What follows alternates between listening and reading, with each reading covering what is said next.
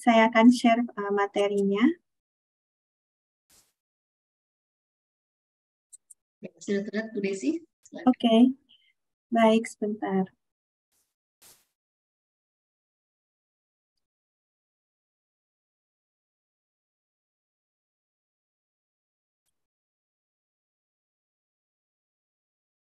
Sudah slideshow ya Mbak Nida ya? Bisa di full screen Bu Desi? Tadi full screen tapi sekarang sepertinya kembali ke Oke. biasa. Nah, sudah. Baik, Silakan. terima kasih. Baik, jadi pada kesempatan kali ini saya akan memaparkan 3 poin, yaitu tentang mikrobiota usus, kemudian penyakit kardiovaskuler, kemudian pengenalan secara umum tentang probiotik. Tadi juga sudah dibahas sebenarnya ya beberapa poin, jadi mungkin dari saya nanti pengulangan secara singkat saja. Kemudian manfaat probiotik terhadap penyakit jantung koroner dan juga stroke. Demikian. Oke, yang pertama terkait mikrobiota usus dan penyakit kardiovaskuler. Ya, ini adalah gambaran yang selalu saya tampilkan ketika saya presentasi. Jadi untuk sebagai pembuka bahwa memang tubuh kita itu dihuni oleh berbagai macam mikrobiota, baik itu di permukaan kulit, kemudian di saluran pernapasan kita. Nah, terkait dengan topik kita hari ini, itu akan dibahas khusus di dalam saluran pencernaan, yaitu di usus besar dan juga usus halus. Demikian. Nah, sekelompok mikroorganisme yang ada di dalam pencernaan kita itu dikenal dengan mikrobiota usus. Demikian. Jadi, sampai sejauh ini teknologi penelitian itu masih menyebutkan bahwa lebih dari 100 triliun itu mikroorganisme menghuni usus kita. Ini jumlahnya sangat beragam dan setiap spesiesnya itu tentu saja memiliki keragaman fungsinya masing-masing sesuai dengan peruntukannya di dalam pencernaan kita. Jadi jumlahnya yang sangat besar ini, misalnya kalau kita buang air besar setiap hari, mohon maaf, itu sepertiganya itu bisa berupa bakteri. Jadi sisanya yang lain itu adalah sisa-sisa makanan dan lainnya.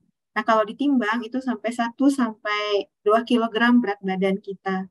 Dan ini jumlah yang sangat besar dan melebihi jumlah dari sel-sel tubuh kita. Dan mereka disebutkan memiliki peranan yang sangat penting dalam metabolisme, kemudian fisiologi, nutrisi, dan kekebalan tubuh kita. Nah, ini adalah sebuah gambaran keseimbangan dari mikrobiota usus. Jadi, seperti yang sering kita ketahui bahwa komposisi mikrobiota usus kita itu sangat beragam. Jadi, ada yang mengelompokkan secara garis besar, itu ada mikroorganisme yang memang bermanfaat, menuju ke arah yang menyehatkan, tetapi ada juga di sekelompok kecil. Jadi ini kalau jumlahnya sesuai, dia sebenarnya tidak berbahaya demikian. Tetapi kalau kita gaya hidupnya tidak baik, kemudian ada konsumsi antibiotik seperti itu, nah bisa saja populasi mikroorganisme yang masuk ke dalam kategori patogen ini bisa meningkat jumlahnya dan mungkin akan menimbulkan gangguan kesehatan demikian. Nah, ini adalah komposisi mikrobiota usus yang diteliti oleh seorang mikrobiologi saluran cerna berasal dari Jepang. Ini sudah data tahun 1982. Jadi sampai saat ini pun gambaran ini masih banyak ditemui di beberapa jurnal. Jadi komposisi mikrobiota usus kita di sini ada 2 strain, yaitu Lactobacillus dan Bifidobacteria yang di-highlight tebal. Nah, ini bisa kita lihat manfaatnya ke arah kesehatan itu sangat banyak. Demikian. Misalnya untuk sintesis protein, kemudian membantu pencernaan, kemudian mencegah kolonisasi dari bakteri yang merugikan, termasuk menstimulasi sistem imun. Demikian. Ini merupakan salah satu, saya pikir, penyebab kenapa bakteri-bakteri probiotik itu lebih banyak fokusnya adalah menggunakan bakteri dari Lactobacillus dan Bifidobacteria. Karena peranan-peranan baik ini dan populasi dari bakteri ini pun dapat mengalami perubahan karena beberapa faktor. Demikian. Oke. Ya. Selanjutnya, faktor apa yang secara umum dapat mempengaruhi komposisi mikrobiota usus kita? Nah, ini adalah gambaran yang bisa saya sampaikan. moderator Mbak Hadida, Jadi terima kasih. di sini komposisi dari mikrobiota usus kita itu dapat dipengaruhi oleh faktor internal. Jadi misalnya adalah apakah kita saat dilahirkan itu lahir melalui secara normal atau dengan metode sesar. Nah, ini masih dipercaya sebagai salah satu faktor yang dapat mempengaruhi suksesi. Pertama, mikrobiota yang tumbuh di usus kita. Demikian. Jadi sampai saat ini teorinya kalau yang lahir via vagina, nah itu diprediksi dia mendapatkan sentuhan mikrobiota pertama itu dari saluran reproduksi ibu. Jadi dengan hal ini pertumbuhan bakteri baik itu menjadi lebih cepat di saluran pencernaan bayi yang lahir secara normal. Nah, berbeda dengan yang lahir secara sesar, nah ini kemungkinan bakteri yang paling pertama menghuni saluran pencernaannya itu bisa saja berasal dari tangan praktisi yang membantu saat melahirkan, dari peralatan atau dari udara di sekitarnya. Nah, diduga perbedaan ini mempengaruhi juga perkembangan sistem kekebalan tubuh dari bayi tersebut.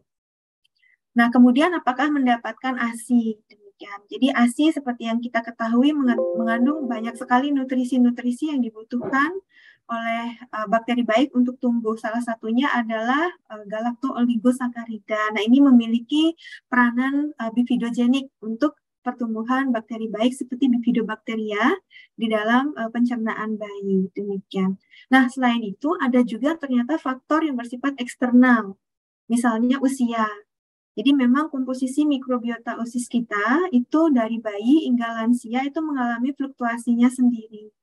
Jadi bayi ketika pertama kali lahir, kemudian mulai mendapatkan ASI, maka secara signifikan itu ada sebuah paper menyatakan bahwa terjadi pertumbuhan bakteri baik yaitu bifidobakteria dengan sangat cepat karena pemberian ASI tadi. Demikian. Kemudian setelah berusia sekitar 3 tahun, demikian itu atau sudah mendapatkan makanan pendamping ASI, jadi komposisi mikrobiota ususnya sudah mendekati komposisi mikrobiota usus orang dewasa karena mengikuti makanan yang diberikan oleh orang tuanya. Demikian. Ya, setelah kita usianya semakin lanjut, nah mulai ada perubahan fungsi di dalam tubuh atau adanya kemungkinan gangguan kesehatan tertentu, nah itu juga memicu terjadinya perubahan komposisi mikrobiota usus. Nah, selain itu tadi sudah disebutkan konsumsi antibiotik. Nah, ini bersifat tidak selektif dalam membunuh kuman yang kita targetkan. Demikian. Jadi beberapa studi menunjukkan bahwa konsumsi atau treatment penyakit infeksi tertentu itu disarankan untuk dibarengi dengan konsumsi probiotik termasuk juga prebiotik. Demikian. Nah, tentu saja faktor diet mempengaruhi juga komposisi mikrobiota usus, tadi sudah banyak dibicarakan oleh pembicara 1 dan 2. Kemudian aktivitas fisik juga banyak dikaitkan dengan variasi dari komposisi mikrobiota usus. Demikian. Nah, di sini sebuah paper yang cukup banyak juga disadur ya di dalam webinar-webinar kesehatan terkait dengan pengaruh mikrobiota usus terhadap kesehatan. Jadi semakin ke kanan, ke arah yang berwarna biru, itu adalah ke arah yang menyehatkan. Demikian. Jadi di sini disebutkan kalau gaya hidup kita kurang sehat, maka akan terjadi dysbiosis atau tadi sudah disebutkan yaitu kondisi di mana komposisi dari mikrobiota usus kita itu ada dalam kondisi yang tidak menyehatkan. Demikian. Bu Desi, maaf, sepertinya sehatnya belum berubah ya, Bu ya? Maaf, saya mau tahu sebentar. Oh, di tempat saya sudah berubah. Oh, gitu ya. Sepertinya ada gangguan sinyal. Ini bagaimana ya? Kita tunggu sebentar, saya Bu ya. Coba. Oke. Jadi, sebentar Saya stop share dulu ya. Oh, betul. Stop share dulu, nanti share lagi. Maaf ya, Bu Desi. Tidak apa-apa. Terima kasih sudah dikasih tahu ya. Oke, mungkin saya coba off kamera dulu ya. Sepertinya sinyalnya sedang tidak baik.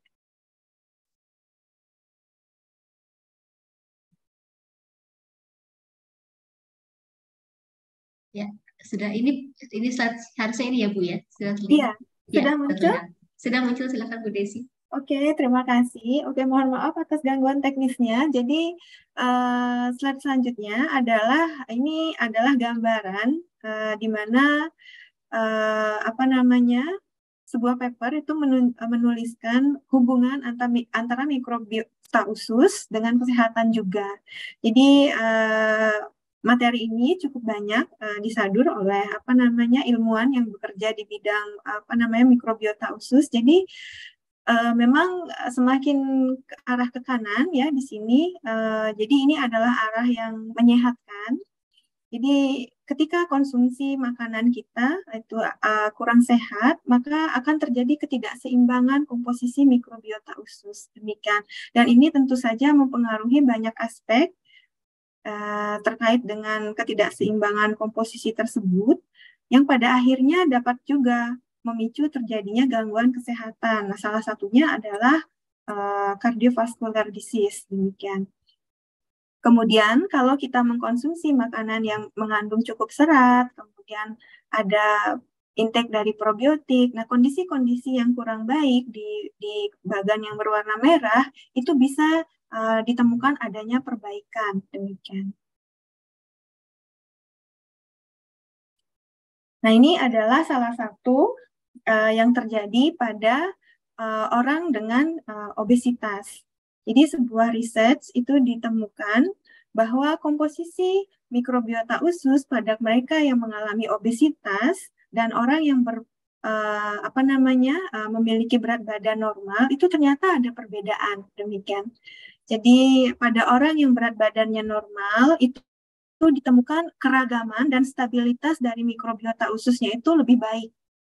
Kemudian kondisi ini tentu saja mempengaruhi hasil-hasil metabolisme dari si mikrobiota usus sehingga mempengaruhi kesehatan dari integritas sel epitel dan kondisi di pencernaannya. Misalnya struktur dinding sel epitelnya menjadi semakin baik. Kemudian produksi dari metabolit seperti short chain fatty acid-nya juga ada dalam kondisi yang menyehatkan sehingga dapat membantu menjaga sensitivitas insulinnya menjadi semakin baik. Demikian sehingga pada akhirnya dapat menurunkan resiko untuk terjadinya penyakit kardiovaskuler. Dan ini kondisi ini ditemukan berbalik gitu di mereka yang berat badannya berlebih. Demikian. Nah, terkait dengan hal itu, berhubungan dengan penyakit jantung koroner, nah di sini salah satu faktor pemicunya juga adalah terjadinya diabetes mellitus. Nah, tentu saja ada banyak sekali faktor yang dapat menjadi pemicu terjadinya diabetes mellitus. Demikian, dan saat ini gut microbiota itu juga sudah dipertimbangkan sebagai salah satu faktor yang berpengaruh. Demikian. Termasuk juga hipertensi, demikian. Jadi adanya ketidakseimbangan mikrobiota usus terkait dengan hasil metabolismenya tadi, itu ternyata dapat mempengaruhi berbagai macam kondisi yang ada di pencernaan kita. Misalnya, kalau terjadi ketidakseimbangan mikrobiota usus, mungkin pertumbuhan bakteri merugikan itu semakin banyak, itu memungkinkan adanya kelebihan dari lipopolisakarida di dalam lingkungan pencernaan kita yang dapat memicu terjadinya inflamasi. Demikian. Kemudian ada juga teori yang menyebutkan bahwa kalau kita mengkonsumsi makanan yang tadi disebutkan juga oleh pembicara sebelumnya, dari daging yang berwarna merah misalnya terlalu banyak, nah itu dapat meningkatkan juga akumulasi dari trimethylmelanin oxide yang juga nanti berimplikasi terhadap terjadinya kejadian aterosklerosis. Demikian. Jadi komposisi dari mikrobiota usus di sini sudah sangat jelas disampaikan dapat mempengaruhi terjadinya hipertensi. Nah, begitu juga terhadap kejadian stroke ternyata. Jadi di sini aterosklerosis, obesitas, diabetes, hipertensi, nah ini juga sudah disebutkan sebagai salah satu faktor risiko terjadinya stroke yang juga berkaitan dengan kondisi mikrobiota usus kita. Demikian. Jadi beberapa intervensi seperti fecal microbial transplantation, termasuk probiotik juga sebenarnya, nah itu dapat membantu memperbaiki kondisi yang memicu terjadinya stroke dari sudut pandang gut microbiota. Nah, selanjutnya saya akan menjelaskan tentang probiotik. Ya, jadi kita di Indonesia itu sangat banyak memiliki makanan fermentasi. Nah, makanan-makanan fermentasi itu tentu sangat banyak mengandung mikroorganisme baik, demikian. Jadi sebut saja ada tempe, kemudian ada banyak sayuran yang difermentasi, kemudian berbagai macam produk fermentasi susu yang ada di Indonesia itu sangat banyak, termasuk juga kabocha di beberapa wilayah masih ada, demikian. Nah, makanan ini sangat disarankan sebagai sumber mikroorganisme baik, demikian. Karena manfaatnya juga sangat banyak untuk kesehatan kita. Namun ternyata dari sebuah asosiasi selain dari WHO dan FAO itu ternyata definisi probiotik, mikroorganisme yang bisa dikatakan probiotik itu ternyata tidak semua bakteri baik yang ada di dalam makanan fermentasi itu bisa dikatakan probiotik. Demikian. Suatu mikroorganisme bisa dikatakan sebagai probiotik apabila mikroorganisme itu telah teridentifikasi dengan baik. Demikian. Jadi ketika kita mengkonsumsi, kita bisa tahu jumlahnya itu berapa banyak. Kemudian dia sudah memiliki dokumentasi tentang manfaat menyehatkan yang diberikan dan tentu saja dia harus aman untuk kita konsumsi. Nah, kalau sudah memenuhi persyaratan tersebut, baru kita bisa mengatakan dia sebagai probiotik. Demikian. Nah, lalu bagaimana sebuah mikroorganisme diseleksi supaya bisa dikatakan sebagai probiotik? Nah, berikut disampaikan secara ringkas. Jadi, sebuah mikroorganisme bisa dikatakan sebagai probiotik kalau dia sudah melewati tahap screening fisiologi. Jadi, mikroorganisme baik itu paling tidak dia harus mampu melewati kondisi yang ada di lambung yang sangat asam, kemudian lewat seleksi terhadap kondisi yang ada di usus kecil, yaitu melewati bile atau asam empedu, kemudian dia mampu hidup di pencernaan kita, demikian. Nah, selanjutnya kalau dia akan digunakan sebagai produk atau makanan, nah dia juga harus memenuhi aspek dari bagaimana makanan itu akan dipersiapkan, demikian. Tentu saja dia harus aman, tidak menimbulkan penyakit atau menghasilkan racun tertentu, dan tentu saja aspek fungsionalnya harus sudah terdokumentasi, demikian.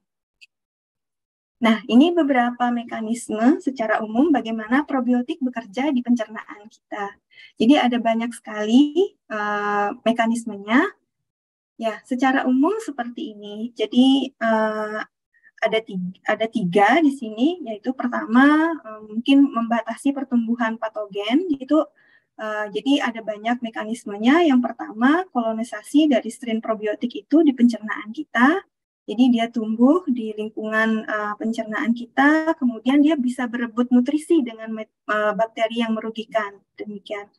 Kemudian dia dapat menghasilkan zat antimikroorganisme seperti senyawa asam atau bakteriosin atau hidrogen peroksida yang dapat menghambat pertumbuhan patogen. Nah, ini juga dapat menurunkan pH dari usus kita. Demikian. Jadi kalau pH ususnya sedikit lebih asam, maka pertumbuhan patogen juga akan terhambat. Demikian. Kemudian kalau sudah terbentuk senyawa-senyawa yang dibutuhkan oleh usus kita, misalnya short chain fatty acid atau senyawa asam tadi, nah itu akan dapat menstimulasi fungsi-fungsi dari sel epitel lainnya. Misalnya sel epitel yang akan memproduksi mukus di permukaan sel epitel kita. Dan secara keseluruhan itu akan dapat membantu meningkatkan fungsi dari barrier usus kita. Nah, mekanisme yang kedua itu selanjutnya adalah melalui jalur sistem kekebalan tubuh. Demikian. Jadi sudah banyak penelitian yang menunjukkan bahwa probiotik itu mampu menstimulasi sistem kekebalan tubuh. Misalnya dengan menginduksi sekresi dari imunoglobulin A, kemudian meningkatkan aktivitas fagositosis terhadap mungkin sel yang telah terinfeksi atau sel yang pertumbuhannya tidak sesuai. Kemudian dapat juga disebutkan membantu mengurangi reaksi alergi, demikian. Nah, yang terakhir adalah melalui jalur metabolisme.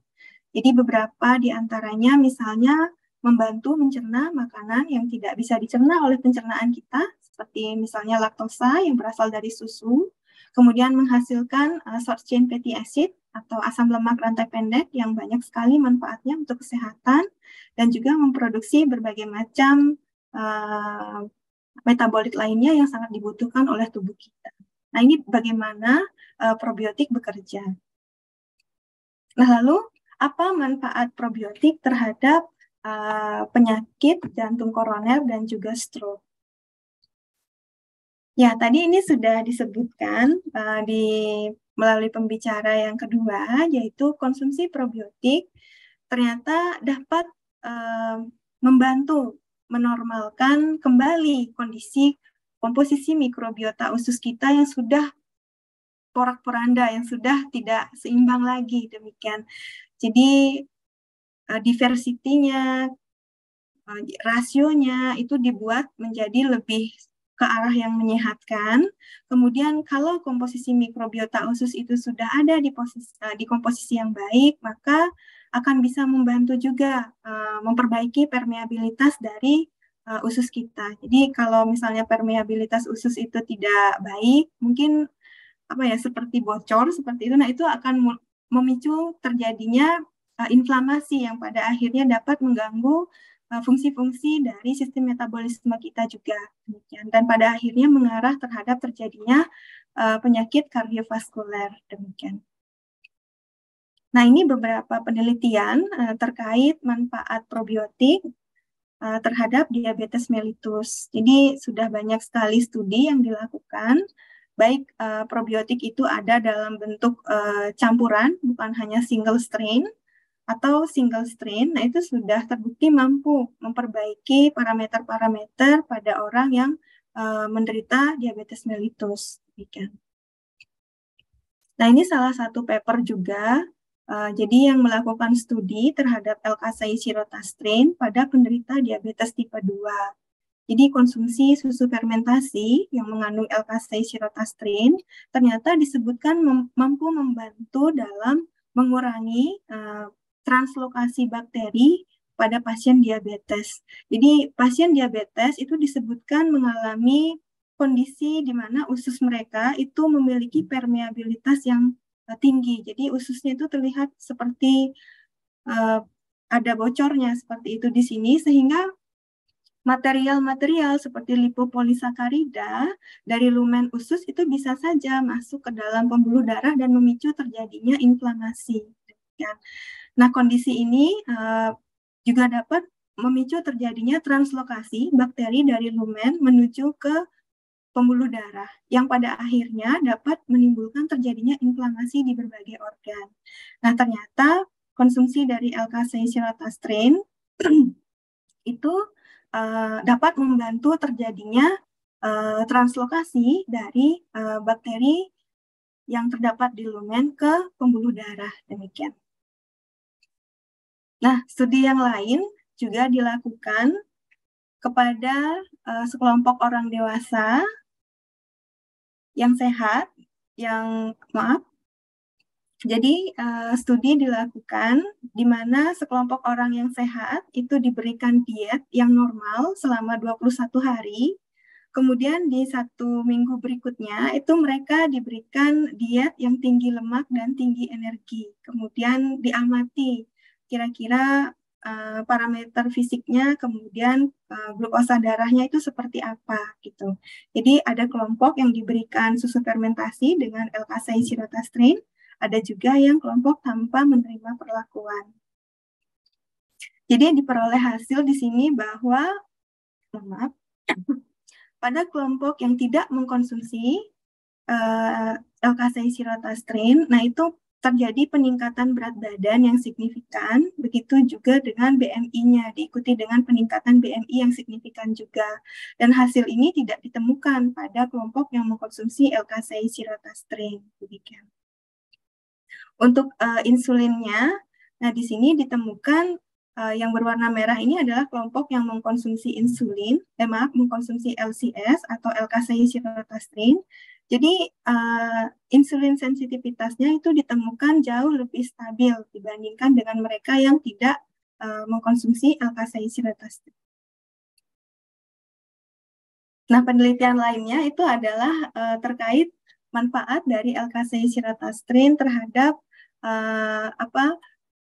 efeknya dalam